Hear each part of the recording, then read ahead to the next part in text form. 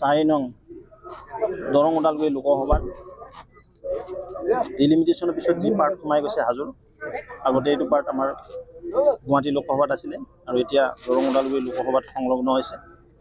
আৰু ইয়াৰ পৰা আমি শহীদ কটনাথ পঞ্চায়তৰ বাগদা গাঁৱৰ পৰা অৰ্থাৎ জগদ্ধাত্ৰী পূজাথলীৰ পৰা প্ৰথম সভা আমি আৰম্ভ কৰিছোঁ। জনতাৰ যিটো উৎসাহ দেখিছোঁ, এই অঞ্চলৰ ৰাইজ যিদৰে ওলাইছে, নিশ্চিতভাৱে কিবাৰ 400বাৰ ফিৰ একবাৰ মোদী চৰকাৰ। আপুনি ভাষণ প্ৰসংগত ৰন্ধৰৰ কথা কৈছে, ৰন্ধৰৰ কথা কৈছে, ভাষণ প্ৰসংগত ৰন্ধৰৰ কথা কৈছে কংগ্ৰেছ দলৰ। ৰন্ধৰটো ঠগি অৱস্থা বেয়া কৰি দিলে। বাংলাদেশী বিদেশী চৰণীয়া পথাৰ হৈ যাইছে। কেৱল দুৰ্নীতি ভ্ৰষ্টাচাৰৰ সীমাহীন দুৰ্নীতি ভ্ৰষ্টাচাৰ কেৱল পৰিয়ালবাদত নিমজ্জিত আছে। তাৰ পৰা ভাৰতবৰ্ষৰ জনগণ ওলাই আহিল। মোদীজীৰ নেতৃত্বত এক সুন্দৰ চৰকাৰ হ'ল, যিখন চৰকাৰে ভাৰতবৰ্ষৰ স্বাভিমান, ভাৰতবৰ্ষৰ যোগাযোগ, যাতায়াত, আন্তঃগাঁথনি, স্বাস্থ্য, কৃষি সকলো ক্ষেত্ৰত, শিক্ষা এই দেশখন আগবাঢ়ি গ'ল। ঠিক অসমতো মাননীয় মুখ্যমন্ত্ৰী মহোদয়ৰ বলিষ্ঠ নেতৃত্বত আজি 23খনকৈ মেডিকেল কলেজৰ কাম আৰম্ভ হ'ল।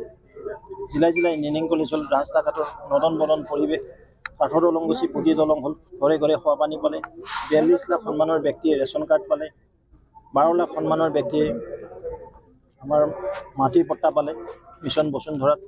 তেনেকৈ এক পৰিৱেশত এই নিৰ্বাচন হ'বলৈ গৈছে। নিশ্চিতভাৱে এই নিৰ্বাচন ভাৰতীয় ইতিহাস হ'ব, ভাৰতবৰ্ষৰ ইতিহাস আৰু ভাৰতীয় জনতা পাৰ্টীৰ ইতিহাস ৰচনা কৰিবলৈ গৈছে। 307তকৈ অধিক আসন আমি অকলেই পাম, প্লাছ আমাৰ যি মিত্ৰশক্তি আছে 400তকৈ অধিক আসন পাবলৈ সক্ষম। যোগদান কাৰ্যসূচী আপোনালোকৰ কণ্টিনিউৱাছ চলি আছে, যোৱাকালিও চলিছে, পৰহিও চলিছিলে, কিন্তু যোৱা 6 মাহ ধৰি। কিন্তু আপোনালোকে কিছুদিন আগতে কৈছিল যে বৰ্তমান সেনেকুৱা কোনো পদ নাই, আমি নিৰ্বাচন এতিয়া উপায় নাই। মানুহ আহিব খুজিলে, ঘৰলৈ লক্ষী আহিব খুজিলে ৰাখিছিল আপোনালোকে, বাকচত ৰাখিবই লাগিব। দীপক দাই কথাটো ভালদৰে জানে। এতিয়া লক্ষী আহিব, ফিৰি যাব দিব নাপায়। কালি কৈছে যে নন্দিতা দাস, শিৱামণি বৰা তেওঁলোকো গোটেইখিনিয়ে মুখ্যমন্ত্ৰী মহোদয়ৰ লগত আমাৰ দলৰ লগত চিন্তা চৰ্চা কৰি আছে। কেৱল একমোডেশ্যন কৰিব পৰা নাই, তেওঁলোক আহিব পাৰে।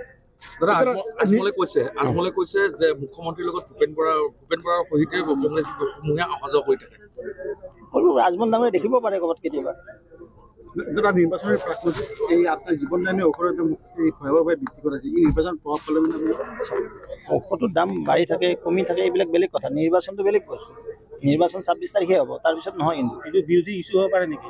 কোনটো বহুত ইস্যু কৰিলে জনতাই চাব নোৱাৰা। সেই হিচাপে পইচা পাতি পাইছে নহয়, দৰমহা বাঢ়িছে, অৰুণোদয় আঁচনি পাইছে, আয়ুষ্মান ভাৰতৰ কাৰ্ড পাইছে, বিনামূলীয়া ৰেচন কাৰ্ড পাইছে, প্ৰধানমন্ত্ৰী আৱাস যোজনা ঘৰ পাইছে, খোৱা পানী পাইছে, অলেখ আপনাৰ মূল্যবৃদ্ধি কৰা হয়েছে নাকি? মূল্যবৃদ্ধি নকৰিলে ভাল, কিন্তু উপায় নাই।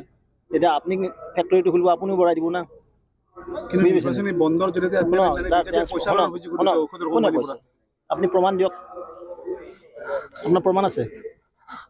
কোনে কৈছে? সেইজন মানুহ কওক, মোৰ নামজন কওক। মানে বাতৰিত ওলাই আছে। বাতৰিটো বাদ দিয়ক, এই বাতৰিত আপুনি ভুৱা বাতৰি লিখিব পাৰে। ৰিলায়েবল চ'ৰ্চে ক'ব লাগিব যে অমুকজন ব্যক্তিয়ে কৈছে। হেৰেঞ্চ বুলি নো এভিডেঞ্চ, গম পাই নাপায়?